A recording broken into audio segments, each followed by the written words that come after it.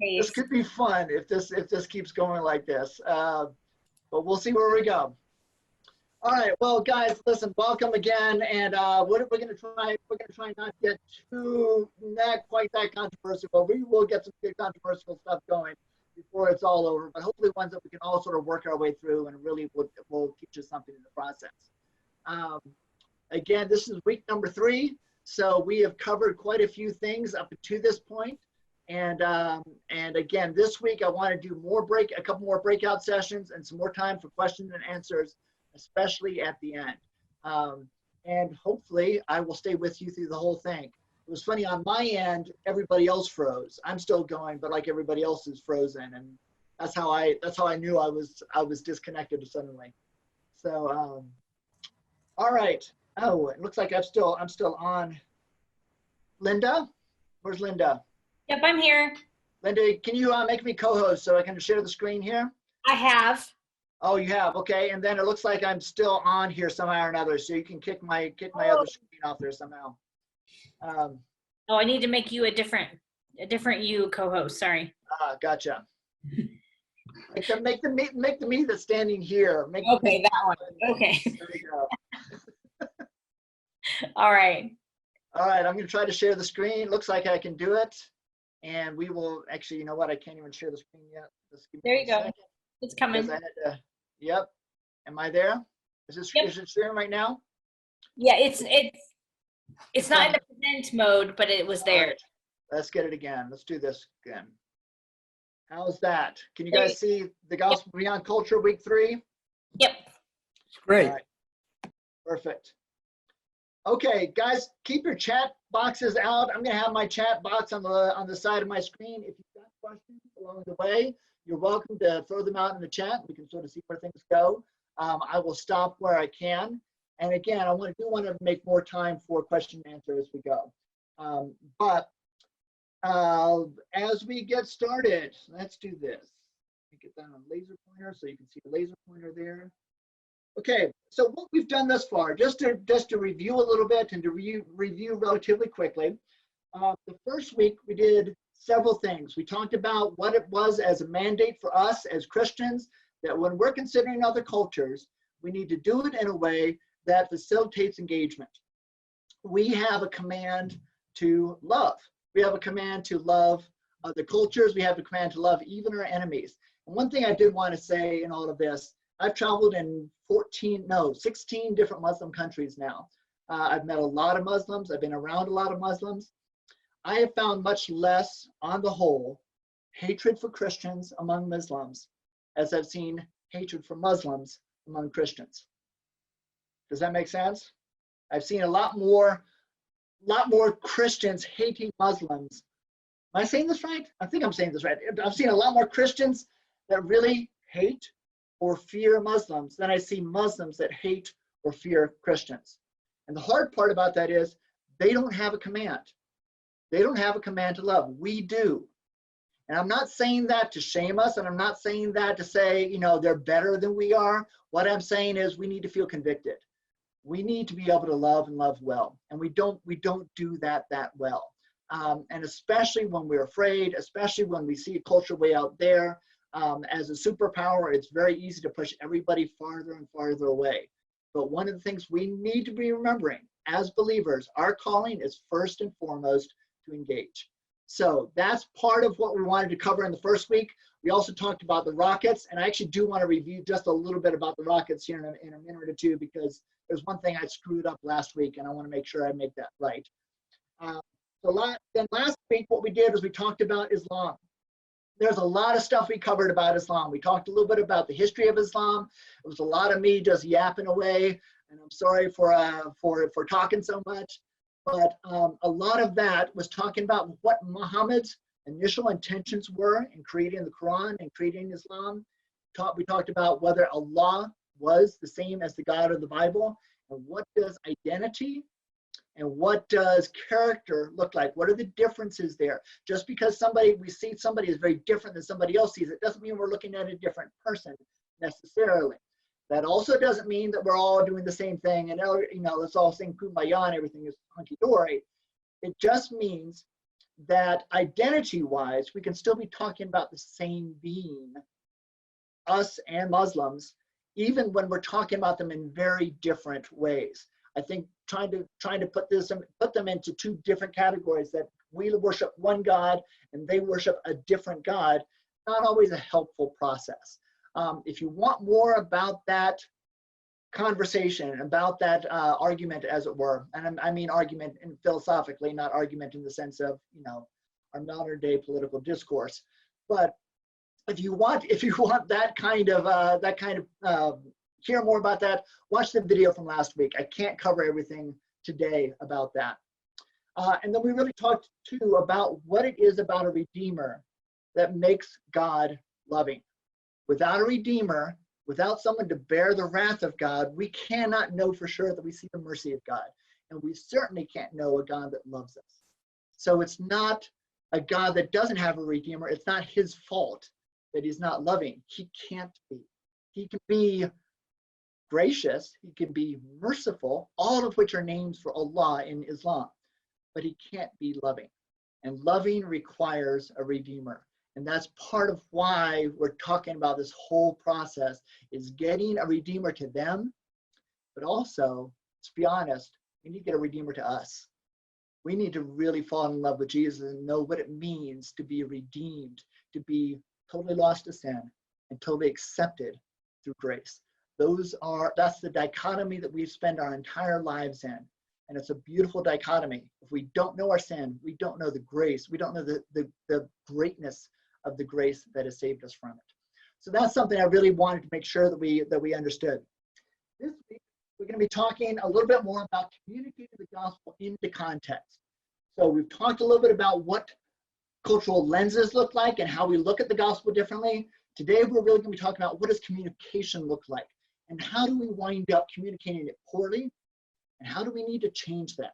How do we separate the gospel so that what we're communicating to them really is the gospel, not our lens-driven view of Christianity? Because we have a tendency to lump all of our culture and all of our religion together and try to drop all of that into another culture. And that is oftentimes not helpful, and it's not evangelism, really. It's more culture change than it is bringing people the gospel per se. We want to bring it down to a point where it's just the gospel. And so we're going to talk a little bit about what that looks like. Then we're going to be talking about some models for that. And again, if you haven't had the opportunity to be offended up until this point, I'll make sure you get there before we're done today. So, okay. So I want to just look at this one more time. I know you guys have all seen it.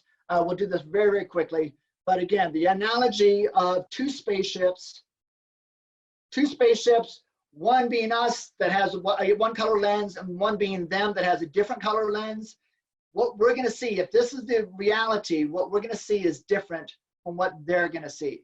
And if we're going to communicate to them, we need to know not only how we see it, that we see an orange asteroid up here, but how they see it. Because we have to deprogram what we see in order to be able to get this to red, so that we can then program, since they've got blue, we can get this to purple.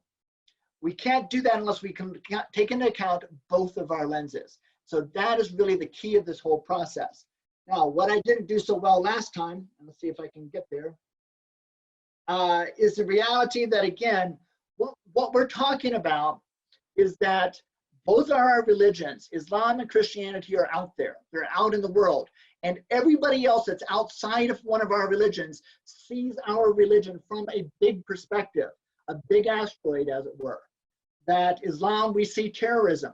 Christianity, they see the Crusades. They see all the movies in Hollywood.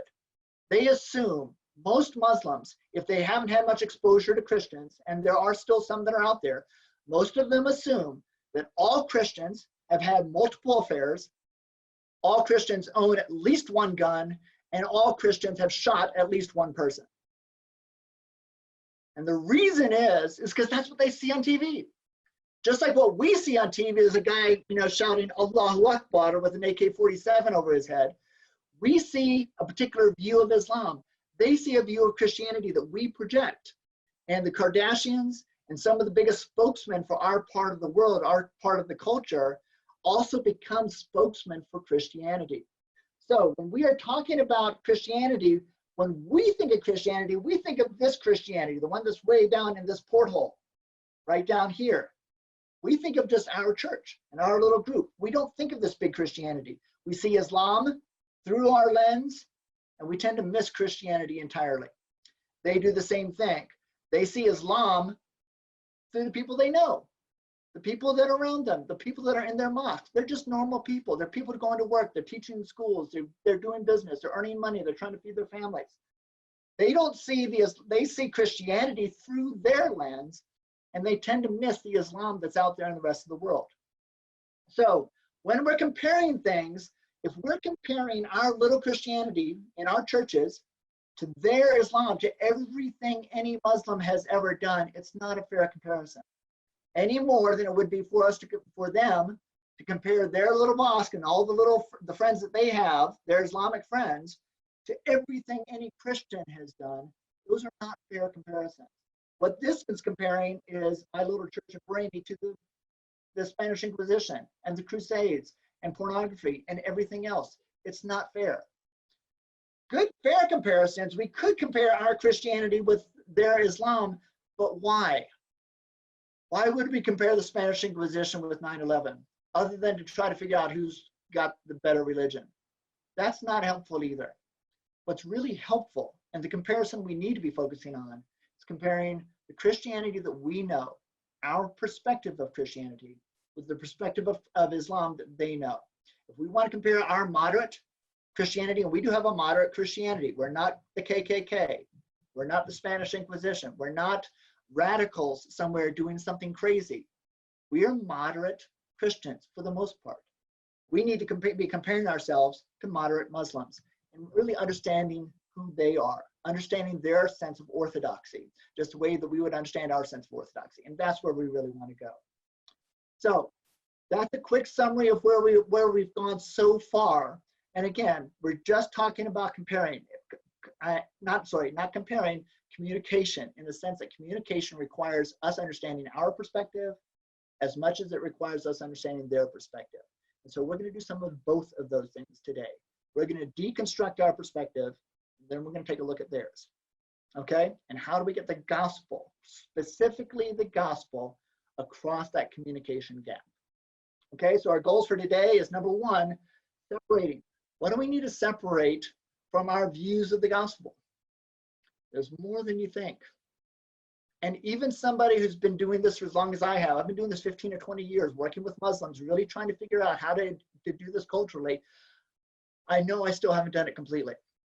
Nobody ever really can. You cannot get completely outside of your culture. You just can't do it. You will always be a cultural being. And that's not necessarily a bad thing, as long as we're aware of it. And as long as we're aware of our lenses. So as long as you can see your own lenses and you can understand your own lenses, it's okay to have them. You can't get rid of them. The process is being able to deconstruct them so that when we communicate to them, we're not communicating to them what we actually see, but what reality actually is, as much as we possibly can. So separating and purifying, what really is the gospel? What is the message we're really trying to get out there? And then finally contextualizing. What would it look like for the gospel to enter a new culture, to transform that culture the same way that it transforms our culture? What does that look like when it actually starts happening? So we'll get a couple models of that. Okay, so let's talk about communication specifically. And again, if you have questions, throw them up in the group chat, and we'll see if we can answer what we can here. Tendencies in communication. When we do, there we go. In any communication, if you do any communication theory, this is one of the most basic things. There's always going to be a message, and there's always going to be a context that message is going into. We could talk about it as a communicator, or somebody who is speaking a message, and then the person who's receiving the message. So a giver, a message giver, and a message receiver. But more specifically, I just want to talk about it in terms of message itself. When any message, whether it's politics, whether it's something about religion, whether it's the gospel, all message goes into a context, and it's going to have that context. And the context is going to read that message in its context. Okay? Just let me throw out a name or two to you. Donald Trump, but Obama. As soon as you hear those names, you've got an image already in your head. I don't have to do anything to those, but you've already got an image in your head of what those things look like, or what those people look like. And those things are going to, the things that you already have in your context are going to change what you hear next. So if I say Obama did blank, you're going to hear it in the context of what you already believe about Obama. Or if I said Trump did X, whatever I say next, you're going to hear it in terms of your context. That's your lens. That's part of what you hear. And here's the problem, is that context, that message and that context tend to get united in our heads. We very rarely hear a message without uniting it to the context. Very rarely do people listen to any kind of political news right now and not hear it through their context. So two different people can listen to the exact same facts of the exact same situation, and they hear it completely differently. What that winds up doing is it creates something that is both message and context at the same time. So the facts become covered, as it were, with a context. So that message and context, then when you try to go to another context, a completely separate context, the problem is we tend to bring all of that with us, both the message and the context. Can anybody give me an example of what that might look like? Does anybody think of an example of how that might happen, or how it does happen? I'll give you a second to think about that. Where do you see message and context becoming one message context kind of reality? And you can unmute yourself and just say it if you want to.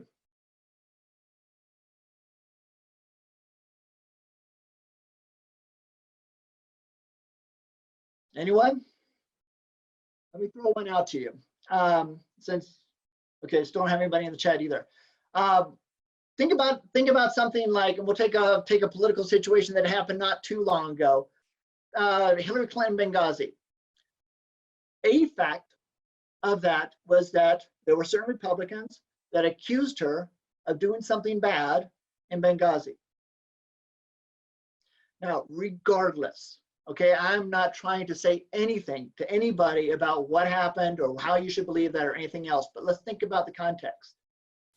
For those on the far right, or maybe not even the far right, people on the right would say that what was happening was a legitimate accusation being driven to somebody who was actually corrupt.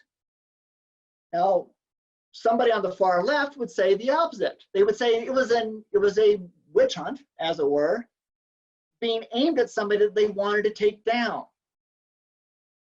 Now, if somebody in Timbuktu, if this context down here, if this context is the guy in Timbuktu who doesn't know any of this stuff,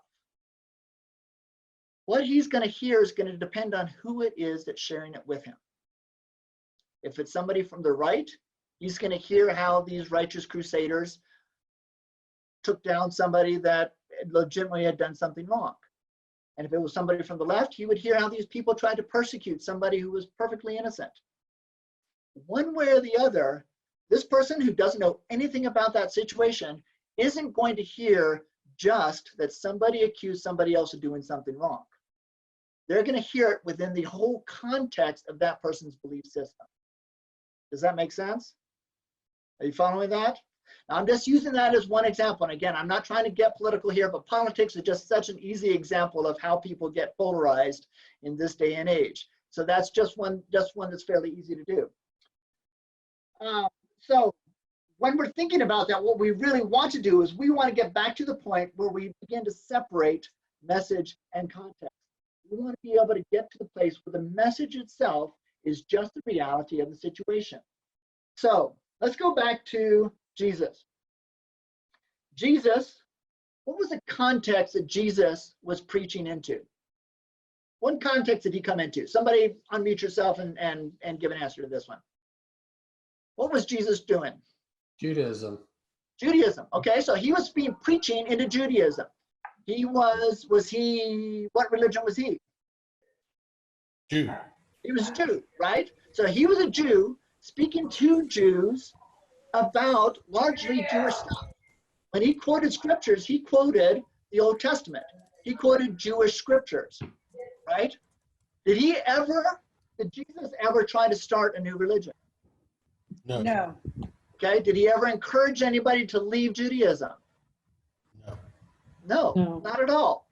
And yet, people had a hard time with some of the directions and some of the places that he wanted to go. So, for instance, what really was his Jewish message? Does anybody have Luke 4? Can somebody look up? Anybody got a scripture or a scripture app that they can look at real quick? This was when he sat down with Isaiah, or maybe you can just tell me the story. Sat down with the scroll of Isaiah. He was handed the scroll. He read the passage about making streams in the desert. The passage about how that this is going to be the fulfillment that God is going to redeem His people. And then he sits down and he says, "This passage has been fulfilled in your hearing," and everybody liked it. And then what happened? They drove him out of the town. But he did something before that, though. What did he do right before? Because they changed, right? They were happy. They were all excited about him. And then they changed. What did he say right before that? He gave them two examples from people that were non-Jewish and said that Exactly. came to Right. them. Go ahead. Sorry, Steve. I didn't mean to cut you off. That's I know. He said Nathan. He used I think it was not Nathan, but the general Phoenician woman. from Elisha, and then Yep. and I Name think it. Elijah, the one where Elijah went to the Sidon Yep. woman. So he used two examples of non-Jewish people, and they Right. became irate because of that. Right. So in other words, he's sharing a Jewish fulfillment. He's sharing a Jewish fulfillment of a Jewish prophecy, and he's saying it's not just going to the Jews. And the Jews got furious. So why did they get furious? What was wrong with that? What did the Jews want? They were in a post-Maccabean revolt mindset. Okay. So, Talk like the rest of us can understand you there, Justin. so the Jews over the last century before this had been really oppressed, and their religion really in some ways desecrated and shamed by the Romans. And it got to Okay. a point where they really started a sense of we really don't think God is going to save the Gentiles. It kind of became that, even though the original message of the Old Testament was that the Gentile world and the nations we blessed, it kind of got to a point where they were so abused by the nations around them that they basically kind of just said, you know what, we don't think God's gonna really redeem any of this. It's really only gonna come as God kicks out the nations, as He rejects everything non-Jewish. And so just it became, in its essence, a very nationalized, very pro-Jew at the expense of anything non-Jew kind of faith. Right. So in other words, there was a sense of a real ownership that this religion, this prophecy, all of these fulfillments, this is for us. And Jesus is essentially saying, yeah, no, it's not really. Justin, can you go ahead and mute yourself? You got a lot of background noise there. All right. That's okay. So basically, Jesus is saying, no, it's not really for you. Not just for you. It is for you, but it's more. It's much, much bigger. And the fury came, as Justin gave a little more of a historical background than well, I don't know. It gave him more of a historical background, but because there wanted to be that ownership that this was for us to be saved, that for Jesus to say, it's being fulfilled, but it's not just going for you. It's going way outside these boundaries. That was something that infuriated them because they wanted it to be theirs. And even if somebody were to accept the message, they wanted them to come back and be Jews. There was a real sense that after that Maccabean period, that anybody who wants to accept this message needs to become Jewish. Not like the Samaritans. The Samaritans were brought in by the Assyrians, and they sort of faked a Jewish religion. They said, no, not like that. You have to come to us. You have to come and be one of us. All right? So why did this make people angry? It made them angry because they wanted to own the message entirely on their own. What did the word Christian mean in the Bible? How many people know how many times the word Christian, I actually just how many times was the word Christian used in the Bible? It's really only 3 times. It's used before Paul used it for Felix. And Felix was actually insulting Paul. He's saying you're one of those little Christians. It'd be like being a Trumper or a never Trumper or a Clintonite or something else. You belong to that party over there. He was insulting them. Second one was in Antioch, where for the first time the church was called Christians. But notice this was still a Jewish church. And the last time was in 1 Peter, where Peter is saying, if you suffer as a Christian, praise God that you bear that name. But the question there was, what religion was Peter? He was Jewish. So Peter, as a Jew, is talking about the kind of Christian that he was. In other words, the kind of Jew that he was. He was a Christian kind of a Jew. He was a Jew that believed in Jesus. There was no formal Christian religion at this point. Jesus had never come in to share a different kind of religion. He had emphasized and created within the Jewish state or in the Jewish theology the idea of him as the Messiah, but not just Messiah to the Jews, to everybody. But that was still not really clear even in the church, because let me get along to Acts 15. And in Acts 15, somebody read, Justin, you got Acts 15:1? Can you throw that one out?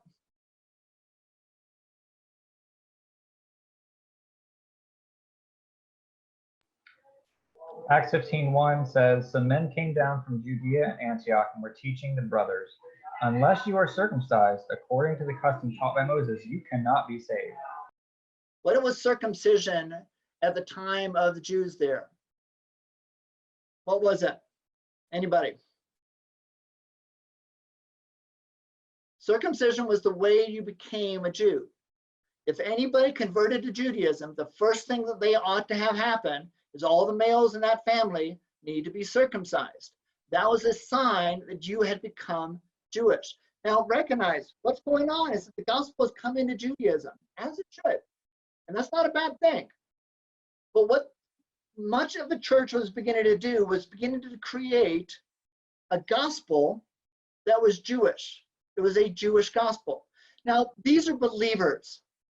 These aren't people who are being malicious. These aren't people who are trying to be subversive or trying to do something horrible. These were believers. These people believed in Jesus. But they also made the assumption that Jesus came to the Jews, which he did. But when this gospel then went out to the Gentiles, the Judaizers basically said, if you're going to become a Christian, you need to become a Jew. You need to be circumcised. That's part of being a Christian, is going into our context.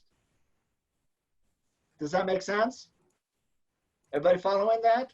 That's what they were saying to the new converts, the Gentile converts. You want to follow Christ? Become a Jew first. So what Paul then said is, no, we need to get rid of all of this. We need to get rid of even the Judaism itself. We need to bring the gospel to the Gentiles. We need to bring the gospel in such a way that it becomes a Gentile church. Today, the vast majority of us live in and worship in a Gentile church. That's the kind of church. We don't sit on the floor. We don't read from the Old Testament, but we don't do it in any kind of Jewish way. We have men and women together. We worship at an altar. That's not part of the Jewish process. All of these things are Gentile church realities. And so when Paul offered the gospel to the Gentiles, what he said is, when you follow the gospel, you are now following Christ. Don't eat meat, don't eat blood from meat. He basically stuff like that. Don't eat anything that comes from idols. Make sure that you do things that our Jewish brothers can still appreciate as being respectful. but you don't have to become one of us. You stay where you are, you stay pagan, as it were, but you follow Jesus. Does that make sense? Now, some of you have just gotten offended. I know. Okay, so speak up. What's up? You guys, are you following me, or how are you doing?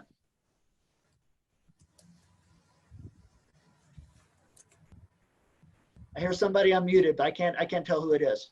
Brooke? Oh, that's you? All right. I'm good. Okay, good.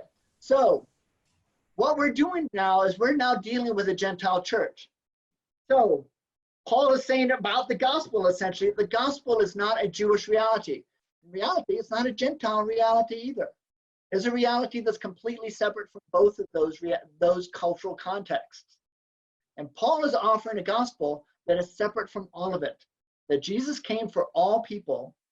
And then when the message of the gospel goes into another context, it needs to be able to go into that context clean without our Jewish context. Now, today, we've got a gospel that goes into the American Christian context. Yes, sir. I just need a bigger picture here to understand what you're saying. Okay. There is, I would say that there's so much that eventually needs to be known about the Jewish context to be able to understand even more of what's going on. Sure. But it's not necessary for salvation. Not necessarily for salvation. It does provide you context to help you understand the gospel. The question is, do you have to become a Jew? I understand your point, and Yeah. and I agree the answer is no. But if you completely strip Judaism out of it, and that means the idea of Messiah out of it, that means a lot of things out of it, then you start to really cross some lines, I think. Yep. Good point, Brooke. Good point. Now, the point is not that we're trying to strip Judaism out of it in the sense of recognizing where the gospel comes from a Jewish context, any more than we're necessarily trying to strip it out of how it's transformed Christian history, like the church history that we've dealt with from Europe all the way through the Protestant Reformation, all the way out to Anglicanism in England, King Henry VIII. Some of that's good, some of that's bad, but it's all part of the history. And understanding the church in its current context, we need to be able to understand all of that. The question is, how much of the culture that it's coming from do you have to adopt in order to be able to understand the gospel? When you're sharing the gospel with somebody outside of American Christianity, do they need to know what the way that American Christians interpret it? Or do we really try to get it down to just the gospel? Because there could be barriers there that could interfere with our capacity for them to really be able to understand what it is that we're trying to bring them. Does that make sense? Mostly? Okay. Here, let me just keep going. You're going to get more questions as we go along. Let's just see how we go. So basically, just going through the same thing. This message, the American Christian gospel, as it were, becomes a piece unto itself. And a lot of times when we go overseas, and we've seen this a lot of times, again, way back, 100 years ago, when missionaries went out, a lot of times what they would do is they would Christianize and civilize. That was actually part of the mantra of Christian missionaries back in the day. They would go out to the tribes and teach them how to get dressed and teach them how to build houses and teach them how to live like civilized world, because we didn't feel like they were civilized enough. That was an extreme case, obviously, but we've sort of been walking that back kind of ever since. There's a way that when we go to Islam, we can go with a sense that Islam is wrong in every way that it could possibly be. You have to destroy everything that you know and come and believe exactly the way we do. And most Muslims say, no, not going to do that. And there's a reason why they don't have to. Because, as we talked about last time, there's a lot of commonality, a lot of similarities. There are things that need to be changed. And certainly, if nothing else, they need a redeemer. But that doesn't mean everything needs to go, or that they need to stop believing everything that they believe and be able to come into our sense of belief. Does that make sense? Are you following me? I only see like 6 faces, and a couple of you are scowling. So I just want to make sure that we're on track here. Thank you very much there.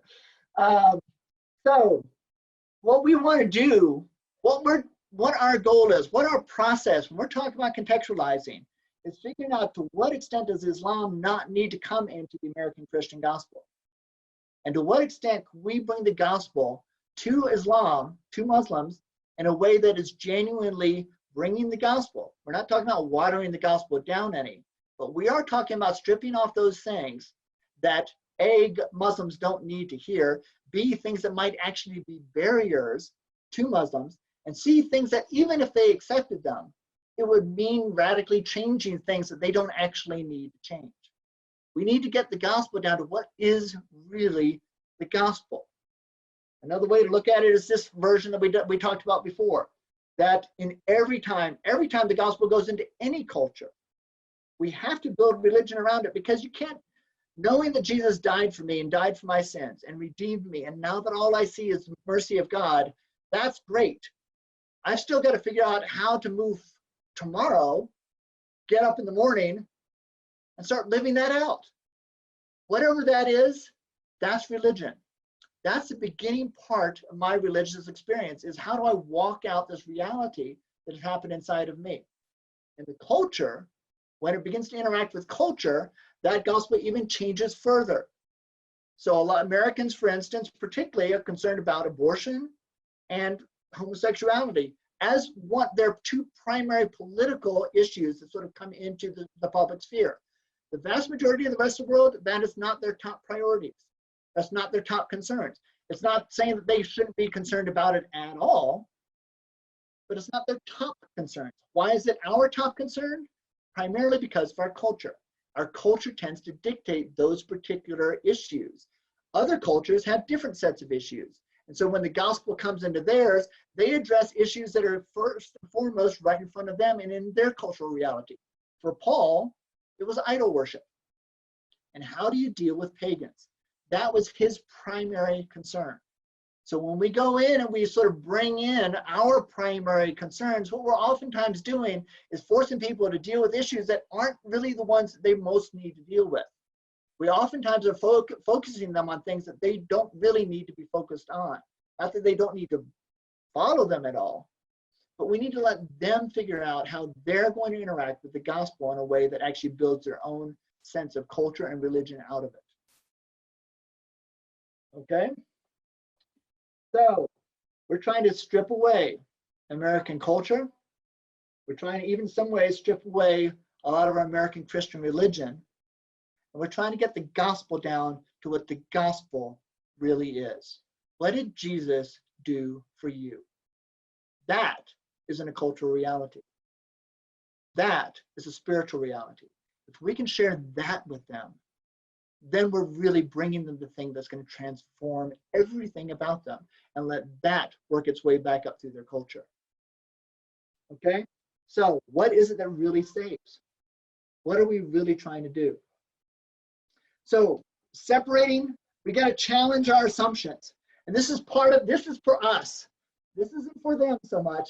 This is for us. Because a lot of these things we begin to glom onto the gospel in such a way that we can't get ourselves separated from it. So for instance, a couple of easy things. Here's the easy ones. Maybe, we'll see. So I did this once at a church, actually. I was at Covenant. So Porter, if you're out there, I did this at Covenant, and we got halfway through the easy, and we wound up having this massive argument over a couple of the easy ones. And then we got to the really hard ones, and they were like, wow, what's hard with that? So we'll see. We'll see what actually hits you. But the easy one, Sunday morning. You have to worship on Sunday morning. I mean, it's a day that Easter happened. It's a day of the resurrection. So that makes sense. But it doesn't have to happen that way. In most of the Middle East, we had Friday school. We'd have everything on Fridays because Friday was the day of rest. And so we did it on the day of rest that they had. Okay, church services. Do we have to have church services the same way that we have church services here?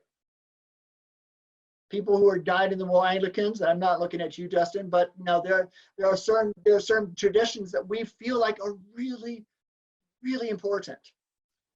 but are they essential to the gospel? Are they essential to our process of walking through our faith? How essential are they? Go ahead, Justin. I singled you out, so I mean, you should actually get a chance to ask a question. Go ahead.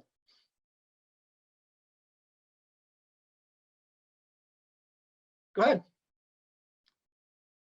Oh, are you on mute? Are you muted? You're force muted? Yeah, I was force muted. There we go. Okay, They didn't sorry let about me that. talk at all. Okay. And I think you bring up a good point that we have to be careful. Maybe you can clarify. But we are not talking about what it takes to be a Christian church. No. We're talking about what is essential to the gospel and Christianity. Yes. Is that fair? Because a That lot of is these fair. things you're talking about are ecclesial. I mean, they're about what does it look like to be the church, the body of Christ, the church of God on the earth, which is not really what we're talking about. Is that fair? That is pretty fair. Yeah, and in the sense that, I mean, for instance, not everybody on this call is an Anglican. In fact, there's a lot of people who aren't Anglicans on this call. Does that make one church tradition better than the other? I mean, we could all talk about what makes our church tradition a really, really strong and core to who we are, and that we value it and we appreciate it. But we start running into trouble as soon as we start saying, yeah, but you really need to be in our church if you're going to be saved. Does that make sense? That's the difference. There's one thing to say, I like the way that we walk out our faith better. But it's a whole different thing to say that until you're like me, you're not even saved. You don't even have that faith. Do you see where the difference is here? So the question really comes, when we go into a different cultural context, which kind of worship do we bring with us? Or should we really even be bringing any kind of worship? Should we allow them to figure out some of their own context? And that makes a lot of sense when we're talking about Stone Age tribes in Ecuador, because, well, maybe they don't really have any kind of religious idea. And you bring them one God and suddenly they start worshiping God, and they'll sort of borrow some of our stuff, but they'll do their own thing. It's a whole different reality when you're coming to people who already have a religious tradition, who already have a sense of how to worship God. Because there you're actually dealing with a situation where you're telling them the way you've been doing it is all wrong. And that can be a barrier that actually has nothing to do with the gospel. Does that make sense? Let's go forward a little bit longer. I want to come back to this though, because this is a key piece. A couple of the harder things, and again, we'll see whether these are actually the hard ones or not the hard ones. But co-ed congregations. Is it okay for men and women? Do men and women have to worship together? I'm not saying that we can't. I'm not saying that we even shouldn't. But do we have to? If a culture said, really, we want to worship separately, is that wrong? How about freedom of dress? What if they wanted to keep wearing the burqa? Would we be okay with that? How about smoking? I joke with Muslims that Muslims in Islam, smoking is the forgivable sin, drinking is the unforgivable sin. It doesn't mean you don't do it, it just means hide when you do. It means if you're going to drink, don't do it around where anybody else can see you and tell your pastor. Whereas in Christianity, it's kind of the opposite. You know, the drinking is the forgivable sin. You can go and have a beer, but don't bring out a pack of cigarettes, because, or at least if you're going to do it, don't do it where your pastor can find out, right? But to them, they would say, well, look, nobody died from smoking and driving, okay? Smoking might kill you in 40 years, but drinking, you go out and you drive, drinking will kill you tomorrow. Is smoking really worse than drinking? Our culture says yes.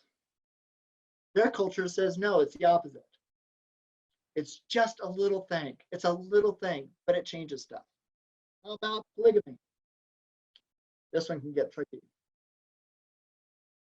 Is there any place in the Bible that says that polygamy is wrong?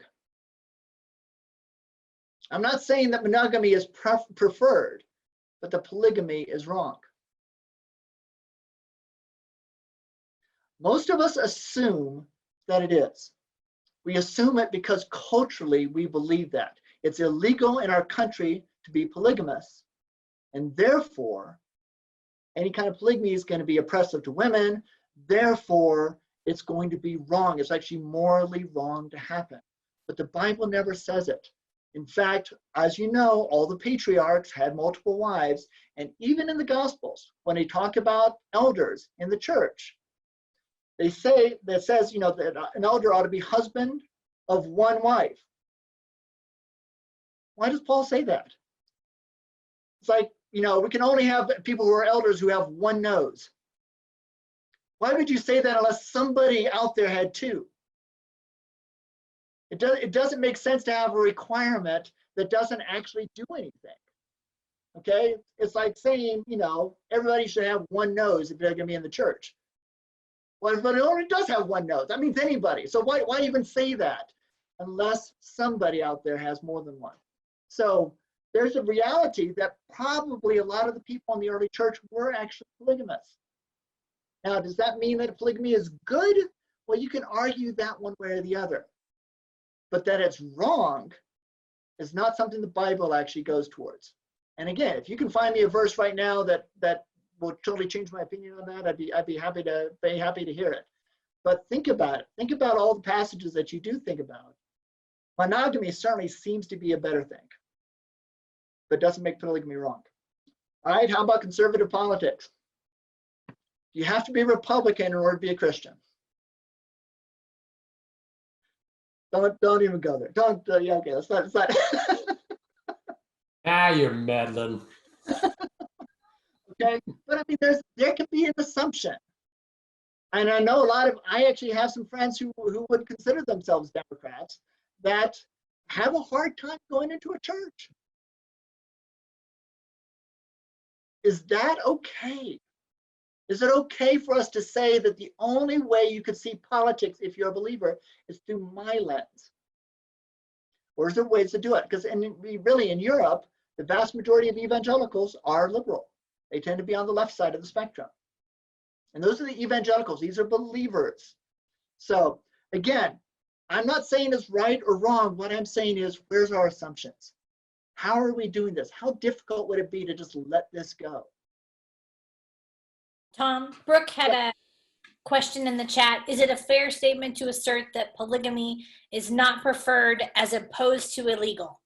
Absolutely. No, I think, you know, again, saying that elders, the leaders of the church, the deacons ought to be husbands of one wife, I think that's a very reasonable thing. But again, they're comparing them to other people in the church.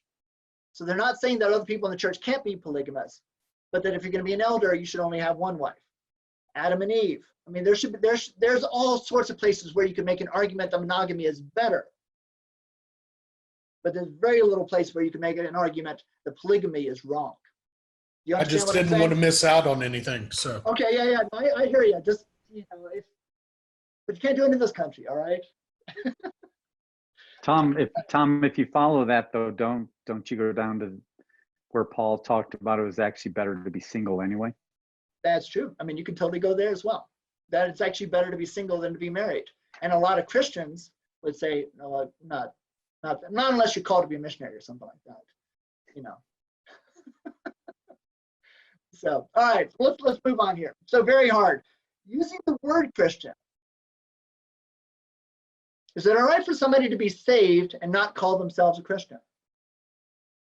Or is it even possibility that if they didn't call themselves a Christian, you might wonder whether they were saved?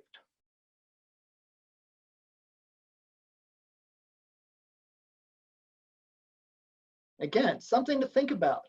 These aren't actually the hardest ones. I can get into some much harder ones. We're not going to go into the really hard ones because I don't want to start a fight, you know, right here. But this is getting into the very hard realm. How about church in general? Do people have to go to church? Now, in a lot of our millennial kind of generation, a lot of people don't go to church and still consider themselves believers. The question would be, what if the entire culture decided not to go to church? or they decided to do something completely different. What would that look like? Could we still call them saved? What if they stayed in a mosque? What if they went to a temple?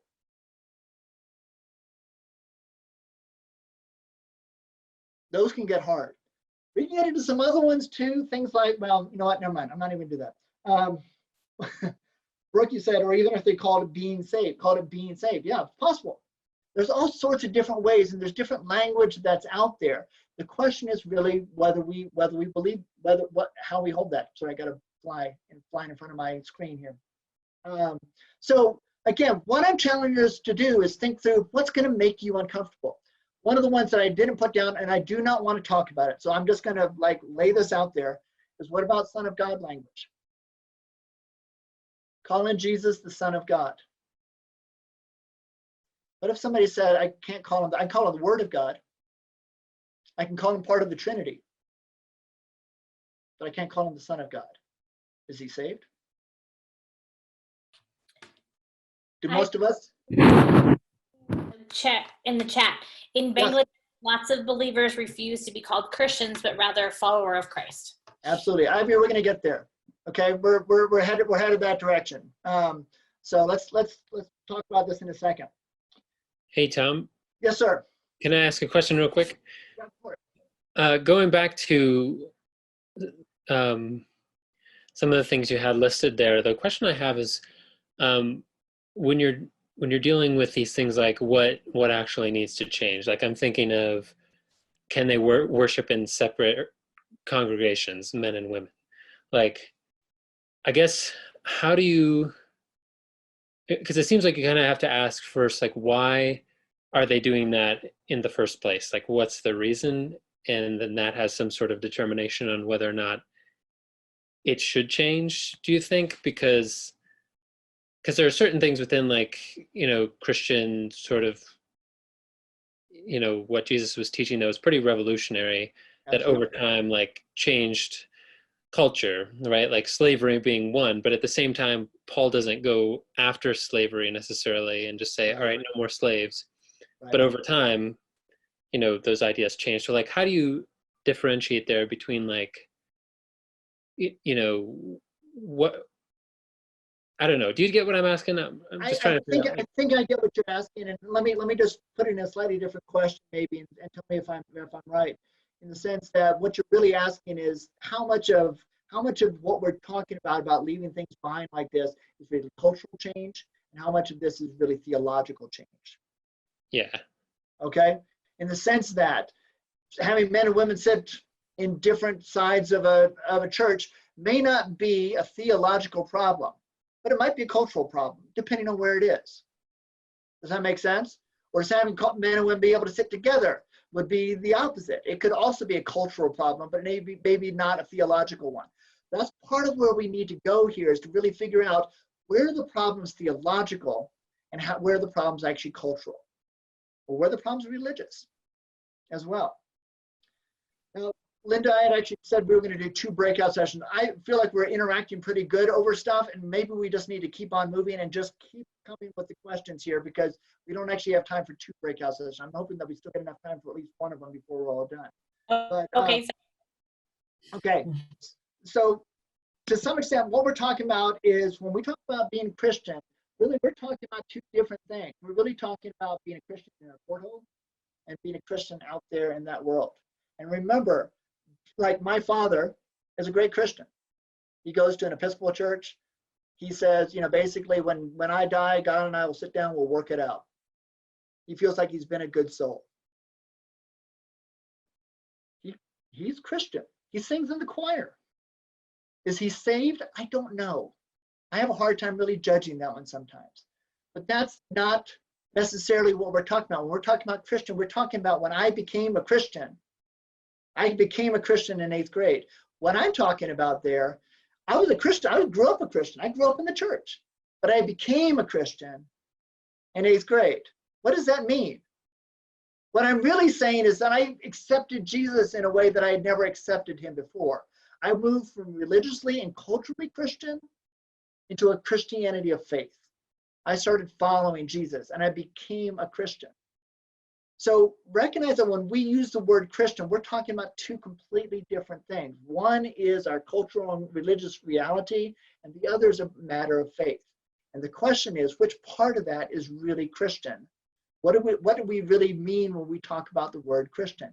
If somebody there had a real hard time with the big Christianity, but really wanted to follow Jesus, but said, if I take on the word Christian, everybody's going to hate me because they think I use pornography. And they think I'm part of the KKK. And they think I did the Spanish Inquisition. They're going to remember all of those big asteroid things. Do we have to force them to say that word? Or can we talk about it being a follower of Christ like Ivy's talking about in Bangladesh? Is it possible to change the reality there? So, yes, sir. Randy or Luann had a question. Would you consider yourself part of the insider movement in missiology?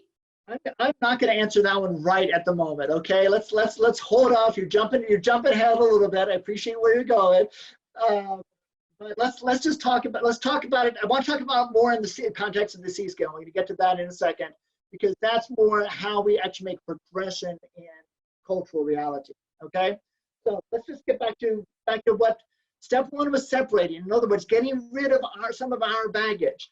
And again, you're never going to get rid of all of it, but at least figuring out some of those pieces that might be really tough. It might be really hard to get rid of. Okay, that's what I'm trying to prod you into, is thinking through, what is it about my Christianity that would be hard if I were to go share the gospel with somebody else and they decided not to take that? Would that be difficult for me to do? Okay, so, and part of the question then, if we're talking about purifying the gospel, is what really is the gospel? What really is it that saves somebody? When Jesus died for me, what does that mean? What does that look like? Think about this. Like, what must somebody do to believe to be saved? Think about when you were first saved. I was in 8th grade, okay? And it wasn't even one of those Jesus prayer moments for me. I just knew there was something different. And I started praying in the halls of my little middle school. I just remember this transformation that kind of happened in me, and I had very little language to talk about it. Could have I given you a doctrine of the Trinity at that point? Most likely not. Think about when you became saved. Did you know what it meant to call Jesus the Son of God? Is that because Jesus had sex with Mary and had a biological offspring? No, of course not. But you probably had no idea what you meant when we were talking about Jesus being God's son. In fact, many of us right now have no idea what we mean when we say that Jesus is God's son. We just don't even know. And yet we sort of force everybody else to sort of say the same thing, even though we haven't really articulated what it means. In Arabic, by the way, when you say Jesus is the Son of God, people will assume that what you're saying is God came down, had sex with Mary, and created a biological offspring. That's what an Arab will assume if you use the word Son of God. Okay? That's not necessarily the message we want to be able to communicate to people. But how do we communicate it? Are there different ways to communicate it? Again, getting it out of message and context, just getting into the message, going to a new context. What's really the gospel? What is it that really saves somebody? Or can someone still believe or not believe and still be saved? If somebody is a Christian or calls themselves a Christian in your church, they believe that Jesus died for you and they believe that God helps those who help themselves. Are they saved? That's not in the Bible, by the way. Just in case there was any question, it's not in the Bible. God helps those who help themselves. Obadiah 4. It's just not, it's not there. Okay? But can the person still be saved? In other words, all of us, no matter how well theologically trained, all of us have some wrong ideas. All of us have some ideas that maybe we've added a little bit of something to somewhere. I may even be adding stuff right now. I can't fully tell you absolutely that I'm 100% correct. But the reality is that when we demand absolute orthodoxy from the moment of salvation, we're doing something to them that we don't even do to ourselves. Okay? We're demanding something that they don't necessarily, we don't even expect of ourselves. All of us have issues. with theology and with being able to understand things. And a lot of us, that's part of the reason we keep studying the Bible, is that we open the Bible up and we learn new things. And we go, oh my gosh, I never saw that before. If you've ever had that experience, you're learning something new about God. That's not a bad thing. That's a good thing. That's what we need to keep doing. Okay? So we all have things that we believe that are not necessarily orthodox. We all have things that we haven't yet been able to believe that probably are orthodox. All of those things we need to be able to think through what that means.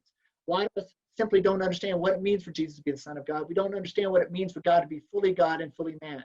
If you do understand what it means for Jesus to be fully God and fully man, come tell me, because I don't get it yet. So just let me know, because I'm coming to your house. I want to hear it. But the reality is, again, fully understanding, a lot of this is process. A lot of this is transformation. So I'm going to skip the breakout room, I'm afraid. Contextualization. So let's go into the last step. This is going to be the hard one, but some of you are already skipping ahead for me, so I know you guys will be able to manage it. There's a thing called, again, what we're trying to do here is we're talking about the message giver's context, the gospel being changed or being receiving into a message receiver's context, and then that messenger going to a new body of believers. The problem is that what we want to be able to do is get the actual message, the original message, to the believers without going through the process. That's what contextualization is. Because the reality is, this always is going to exist. You don't hear the gospel, I mean, unless you've read the Bible, unless you actually came to the Lord, and there's some people who came to the Lord simply by opening up the Bible and reading the Bible and just believing at that point. Some people do that. The vast majority of it the vast majority of us have heard it through another person, which means the gospel went from the gospel, the message giver, God, the Bible, to us or to that person, and then it was transformed, was sent to you. What we're trying to do is talking about going into a completely different context, and that's what contextualization is. And this is the way I want to share these ideas with you, is that in some ways there's 4 different areas basically, okay? You can jump on me, we can argue about this, but there's 4 basic ideas or areas of contextualization. And they go from easier to more difficult. So language, culture, religion, and identity. Okay? 4 areas of contextualization: language, culture, religion, and identity. And this is how the models of contextualization have happened. Again, this is okay, you know what? We've already done all this. We've talked about how a lot of the scriptures, the beliefs that we have in the Bible and about God are coming out of the Quran. Again, I've forgotten to go through this. What we're trying to do is not only do this, this is where we're going.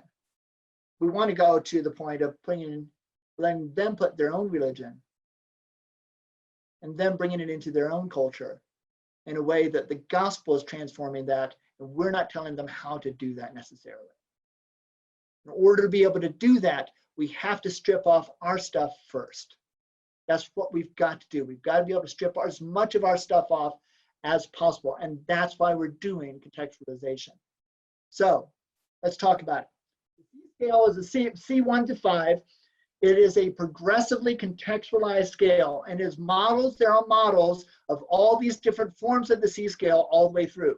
But each one of them is essentially adding a new layer of contextualization. So I want to be able to share sort of each one of them with you, just to present them to you as different kind of models that could be going on here. So C1 doesn't contextualize anything. C1 says that basically we take the English-speaking PCUSA Church of Abu Dhabi. We take our American church, we bring it over there, we invite a bunch of Arabs into it, they all start dressing like Americans, we sing everything in English, and everything looks basically like an American church, maybe the skin just looks a little bit darker. And certainly that all American churches are white. Holy cow, I just told you that was terrible.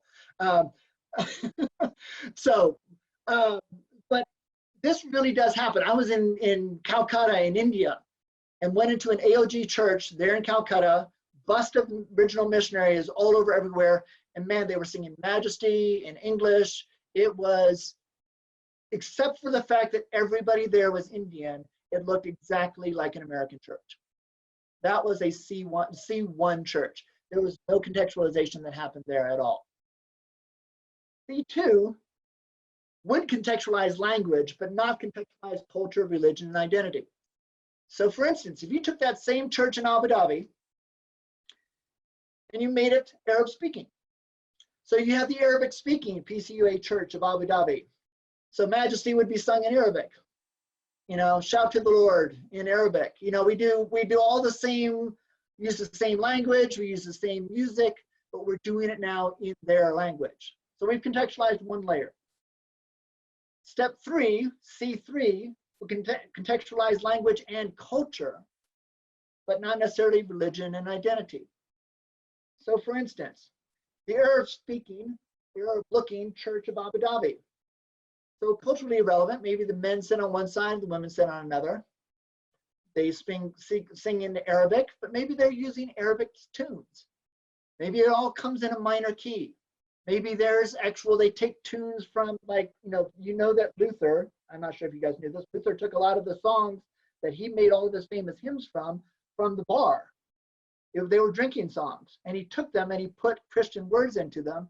And a lot of the hymns that Luther actually sang came originally, at least musically, from the bar. So maybe Abu Dhabi takes all of their romance songs from all of their Arabic culture and they put Christian words into it, and it starts becoming an Arab sounding reality. Okay? Does that make sense?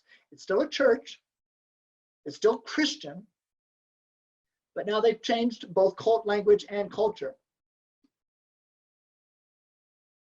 C4 would be to take it another step further. They're contextualizing religion. So in other words, what we've got now is the Arab-speaking, Arab-looking Jesus Mosque. Religious forms of Islam, Salat prayers, that's the prayers, the 5 times a day prayer when they do all of that. Men in the front, women in the back. By the way, that is a privacy issue. You do not want to have women bowing down on the floor with their butt sticking up in the air in front of a bunch of men. That's, women, maybe they'll look up the butts a little bit. Men have a really hard time with that. And so that is a privacy issue. Privacy is a big part of Arab culture. So women go in the back, then not because they are inferior, but because it's private. Okay? It's a protection thing. So maybe you do that. But what we're doing is we're praying to Jesus. We're changing all the prayers. We're changing all the functions of it. And we're making the mosque itself now a Jesus mosque. Now, some people would criticize this and say, well, you're kind of setting up a competing religion. There's Best Buy over here. Now we've got Circuit City over here. You got, the Muslim mosque over here. Now you got the Jesus mosque over here. And maybe that's true. Maybe you're simply allowing them to figure out how it is that they want to do it. They want to call themselves Christians. They want to go to a Christian area to worship, but they want to do it in a way that feels familiar to them. The last stage would be to change identity as well. This is what this would look like. This would contextualize everything. This would be what Ivy is talking about in Bangladesh. These do exist. In fact, there's some growing movements all the way through the world about what this looks like. That they would call themselves Muslim followers of Christ. They wouldn't even call themselves Christians necessarily. They would not necessarily set up a competing mosque, but go to the Muslim one because they're Muslims.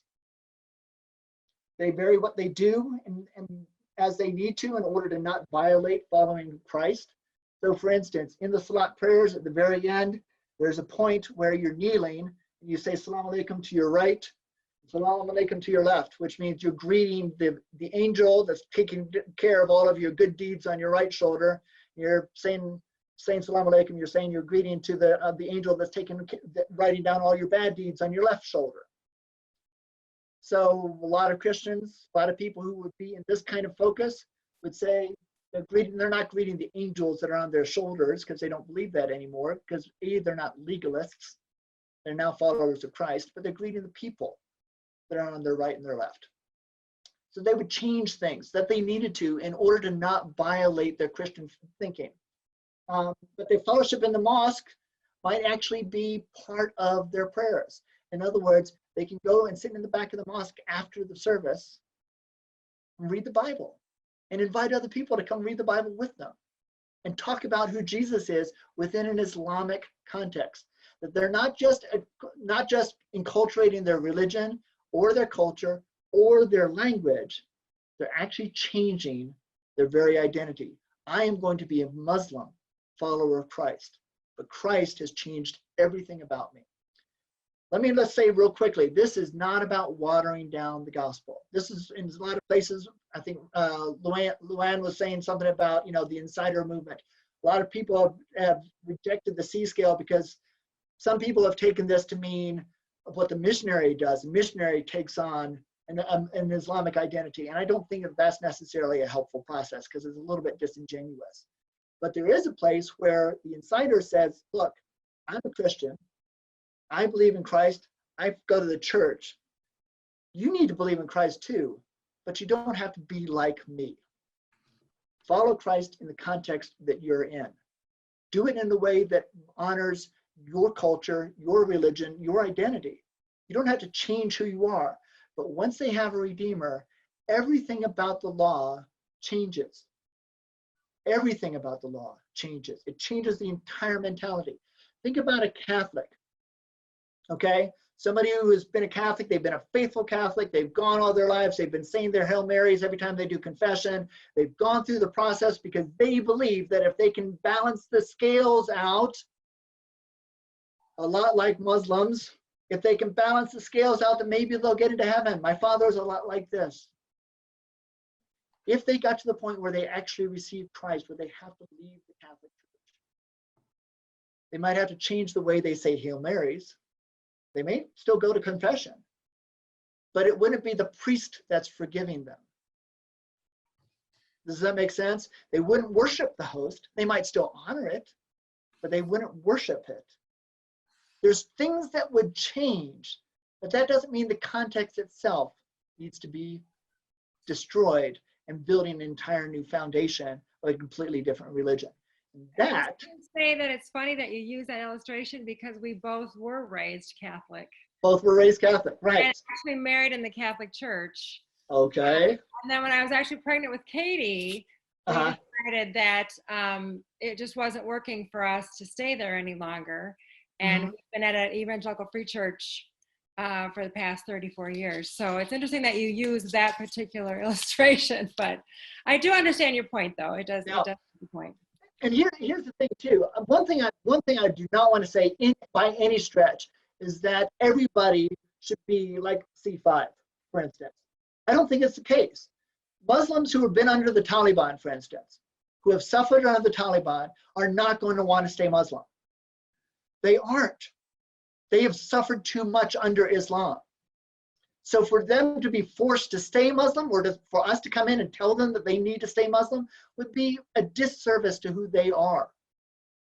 But at the same time, my next door neighbor, who is a good Muslim in Oman, when I was in Oman, my next door neighbor who is a good Muslim, he's a good guy, he is a faithful Muslim.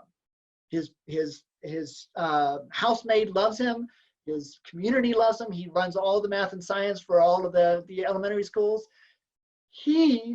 For him to say, well, I can't be any of this stuff anymore, would in some ways be a disservice to him as well.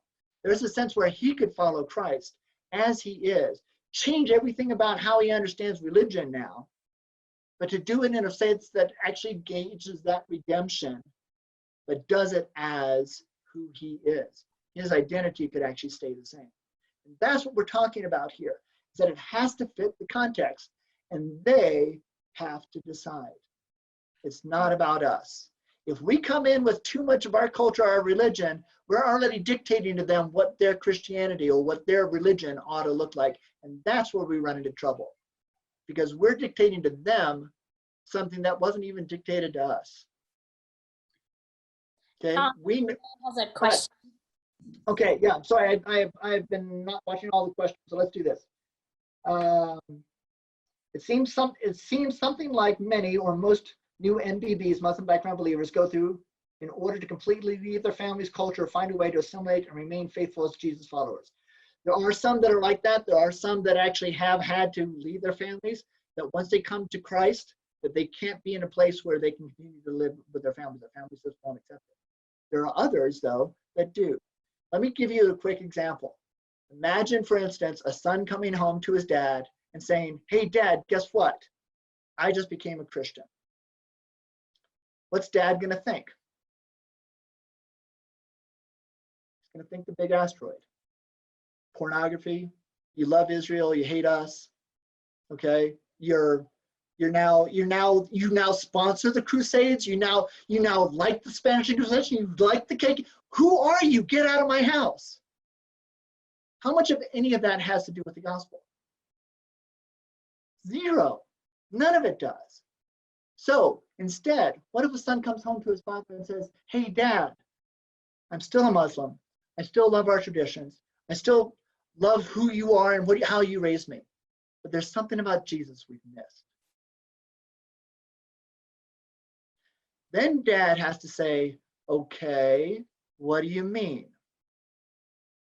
And then he hears the gospel. And if Dad at that point decides to kick him out, that's gospel persecution. That's persecution about the gospel, not about a cultural shift that his son underwent. You see the difference there? When I was in, before we went to Oman, we were actually in Minnesota. There was an Indian woman, very young lady, just went to college. She had come to Christ as a Muslim. She was an Indian living in Kuwait. So her family was fairly high up in the Indian community in Kuwait. She had gone to one of her Christian Indian friends' choral concerts, had a vision of Jesus in the wall speaking to her about the gospel, and terrified her, but she realized she wanted to be a Christian. She wanted to follow Jesus. So she went to her friend took her to the pastor, and the pastor said, "You are no longer a Muslim. You have to be a Christian now. You have to abandon everything." And she was like, "But I love my family." And I've visited this family, by the way. They are amazing people. They're just great, great people. And she was like, "Well, I love my family. Why do I have to do that?" She didn't know what to do. She was leaving in a month to go to Minnesota. She went to Minnesota. She was walking around the student center, saw a couple of ladies praying. She went and stood next to them until they finished, and then said, "Hey, I need to pray with somebody." Those people happened to be navigators. We happened to be connected with the navigators at the time. They knew about us. They brought her to us. We started talking to her. Her first question was, "Ramadan is about to happen." Ramadan's going on right now, by the way. "Ramadan's about to happen. My family's going to want me to fast. What do I need to do?" We said, "Well, Jesus fasted. Why not fast?" She was like, "Really? Can I do that?" Changed everything about who she was. Does that make sense? Because now, when she went to her family, she actually asked her mom if she could read the Bible. And her mom gave her permission. She went and talked to her dad and asked her dad hard questions about Jesus in the Quran. And her dad was able to talk to her about it because she was still a Muslim. She was praying more than her family had ever prayed before. And their family were like, "Oh my gosh, our daughter's found religion. Our daughter has found God." Because she was doing it in a way that they recognized as being a spiritual transformation. Now, they have since found out that she did become a Christian. They found out that she has started going to church. She still lives in the US, and they've still accepted her because she did it in a way that progressively led them to a place where they could actually hear the gospel and not just hear a cultural change, that you came to America and became one of them. She didn't hear that. They heard, I have been changed. I still love who you are. I love everything about what we have, but I now follow Jesus. And that's changed everything about her. So we don't even have time for one breakout session. Good Lord, look at this. We got such good questions. How about this? Let's just open it up. Any other questions? Any other thoughts we have before? We're not even going to go there. I've got one more story I want to tell, but I want to take any more questions. You guys have done a great job sitting for an hour and a half, by the way. This is amazing. Tom, are you going to give another, this is the last class? This is the last class. This is the last one. So I'm dumping this on you. I'm dumping this on you and running away. So you guys are just going to have to deal with it. Sorry. Well, I was wondering, because obviously you have some experience and thought into some of the ways that we can better bridge their culture, and some of the ways that, I mean, obviously you have put a lot of thought into what it actually does look like to pair down the gospel, and even really to kind of contextualize it for them. I mean, in some degree, they're going to contextualize it Right. in a way that's natural to them. And I think you've probably seen, well, here's how they will generally contextualize this, and how we can maybe get on board with understanding that a little bit early even. I would love, maybe not now, because that seems like a lot, at a future time for you to maybe do some of that for people who do want more of a Muslim, I don't know, I guess even kind of like a missionary training aspect. Sure. In fact, I would love to do some of that with whoever would be interested in something like that. Again, part of what we're trying to do with all of this is we're trying to figure out how to get rid of as much of our context here as possible. So when we actually share the gospel, we're letting the gospel be the gospel, and let the gospel do the transformation rather than us coming in to do it for them. Let me tell you my one last story, and then basically we can be dismissed. If anybody wants to cut off, they can cut off, and if anybody wants to stick around and listen to some more questions, we can do that as well. But here's the last story. This came from when I was in seminary up at Gordon Conwell. There was a guy, a missionary to Pakistan, who, if you know J. Christie Wilson, he was one of the fathers of the Afghan movement a long time ago. He was my professor. He was an amazing guy. He actually died while I was there.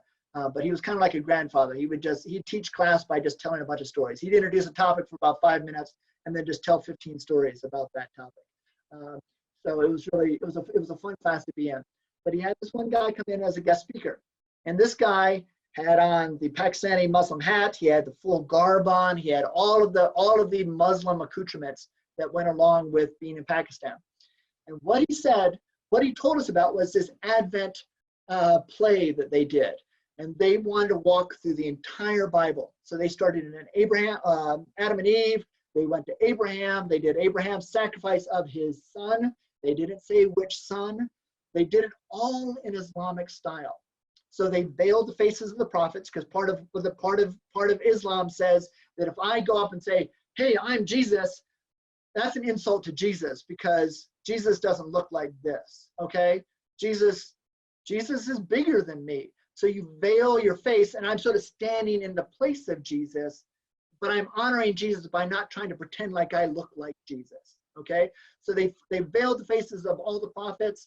They told the entire story. Everything they did it to make sure that nothing would be outside of the realm of what a Muslim could agree with through the Bible until they got to Jesus. And then they told the story of Jesus. And when they got to the cross, they made sure that they showed Jesus on the cross and Judas going and killing himself. A lot of Muslims believe that Judas was the one that was on the cross, that God made Judas look like Jesus, and then they accidentally killed Judas. So they made sure that they showed Judas go hang himself and Jesus on the cross. And what his statement at the very end of that sort of presentation was, is that we wanted them to stumble over nothing but the cross. And I found myself a new MO, found myself a new missionary strategy, that to some extent or another, that process of being able to say to them, to Muslims anywhere, that what I want to do is not, if I offend them before I get to the cross, I've done them a disservice, because they have now got a reason to reject my message that has nothing to do with the message itself. It has to do with some of those things that I've surrounded that message with. But if I can bring the gospel to them in such a way that it is a way that they can accept everything up to the cross, but that when the cross comes, it comes in all of its horrible glory, and that it comes in such a way that it is offensive, because it needs to be. But that when that offense happens, it is the only offense. It is the real offense. And that we let the full power of the cross be the full power of the cross, because nothing else has distracted us up to that point. So that's part of the way that I think of contextualization, that whatever context we're coming into, we need to come into this in a way that brings the gospel and the purity of what the gospel is without all of my baggage, so that they can hear just the gospel. They don't hear the things that get them offended before they get there, but they just hear the gospel. And this is true whether we're going to Hindus, whether we're going to Buddhists, whether we're going to the LGBTQ community, wherever we're going. Let's go there in a way that we really get them the gospel, not some hybrid version of our Christianity. Does that make sense? That's our calling. That's what it means to love this world. That's what our calling really is to be able to love them in a way that really communicates the reality of who Jesus is in my life. So that's my last story. I'm going to shut this down. And we've lost a couple. I figured that would probably happen. But I'm happy to stick around for a little bit and just keep talking if anybody else really wants to keep talking. But if you need to leave, you can also leave. Claire, you know you're like sideways now. There you go. So I just want to say thank you, first of all, for everybody just being here and showing up, and for everybody who's watching this at a later time too. I hope this really does challenge you. There are going to be obviously people who have experienced some of these ideas or played with some of these ideas. Maybe you're not offended. If you are offended, good. Be offended. And I don't mean good in the sense of, yeah. I mean in the sense that work through these ideas. These are ideas worth challenging ourselves on. Whether you come to agree with them or not, it's fine. But let's think. Let's all think together, and let's think in a way that we can really engage each other over hard questions, because hard questions are what we need to be asking ourselves. That's how we get to good answers, is good hard questions. So thank you, Tom. Thank you. You're very welcome. Thanks, Tom. All right. Good stuff. Good stuff. Thank you very much, Tom. You're very welcome, guys. You're very welcome. So if anybody else has any questions they want to do, or you just want to wave goodbye as you're clicking off, you can. But otherwise, we love you. Renters, good to see you guys. Good to see some of these faces from long ago. My goodness, just love to see you guys. So, Well, Tom, where were you 45 years ago when I went to Indonesia with no background of understanding Islam? I didn't understand any of this 45 years ago. I forgot. That was in the days of mini skirts, and my wife went around in the country with a mini skirt on. Yep. Can you imagine that? Yeah, no, I can't. I mean, there's enough in Dubai, women running around in miniskirts. It's, you know, but it's, you know, there's, again, part of this, actually a good book is Lords of the Earth by the same guy I couldn't remember last name, Richardson. Richardson? Yeah, he tells a story of this missionary that came in, was not contextualized at all, going into a pagan, like Stone Age kind of tribe, and was just ran roughshod over all of them. It was horrible the way that he did it. But at the end, they decided they were going to kill him. And they did. But the way that he died, he actually stood there for 20 minutes, pulling arrows out of his body and just sort of defying them, as it were, but still keeping the gospel in front of them. God used it, changed the entire culture. Even in his death, they changed the entire culture. Not everybody goes in with a contextualized view. I wish everybody would, but God can use people just because you intend to do it right. And I think there's a value just to going. You know, whether you agree with me or whether you don't agree with me, you know, I think there's that place where, you know, God honors our intentions to go out and try to really serve him. If we're going to do it and we're really asking for his presence and his power, we'll give it. Well, you know, redemption is what it's all about. We make mistakes, but God redeems it. The redemption in Indonesia now is that they're the people group that we are living amongst, 25 million unreached people, now have 17,000 believers coming to Christ. Amen. Every month. Beautiful stuff. A discipleship process. That really is. That's gorgeous stuff. Former Muslims leading Muslims to Christ. Yeah.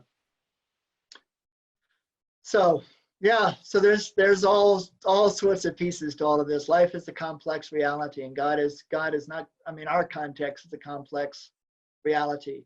And part of our challenge, I think, as believers is to recognize that we got to grow too. You know, the mission field was not easy for us.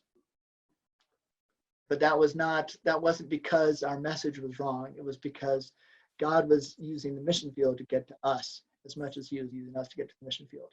Praise God. You know, that was part of what needed to happen.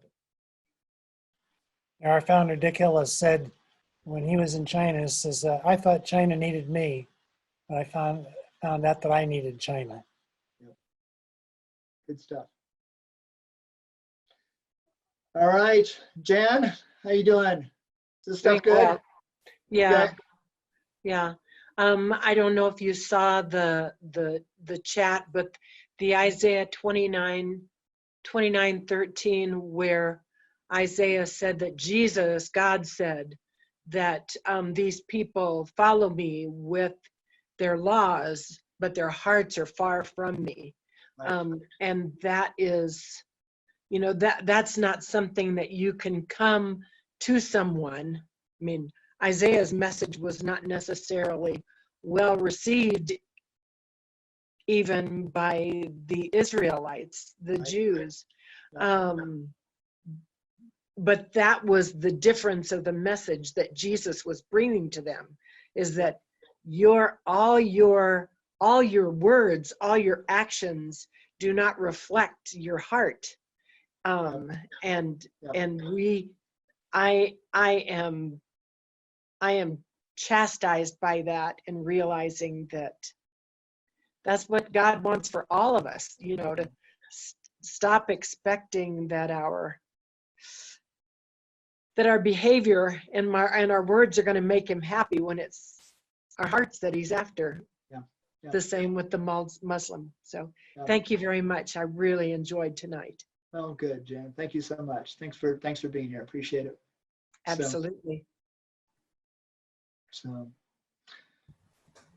Hey, Yeah, Jim, if there's anything I can do to help you get those copies of Luke out, you let me know. you got it on mute, Jim. Unmute. There you go. I got it. Go ahead. We'll distribute them through the parishes. So if you can help them with your parish, We will certainly. Yeah. I'll need to know which parish though. Okay. So we'll find out from Great. that. All right.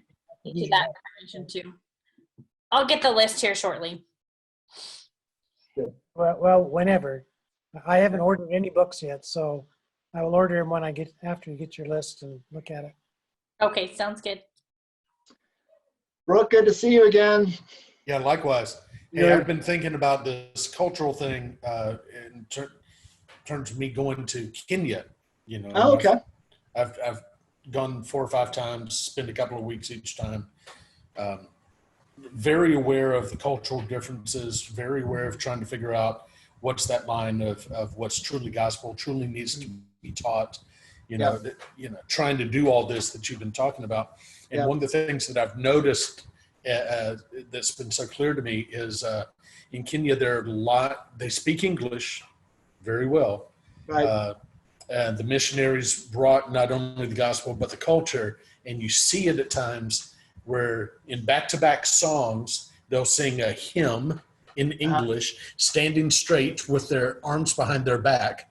And then they'll sing a song in their native dialect, wherever we are. And their faces light up and they're dancing and, and doing things.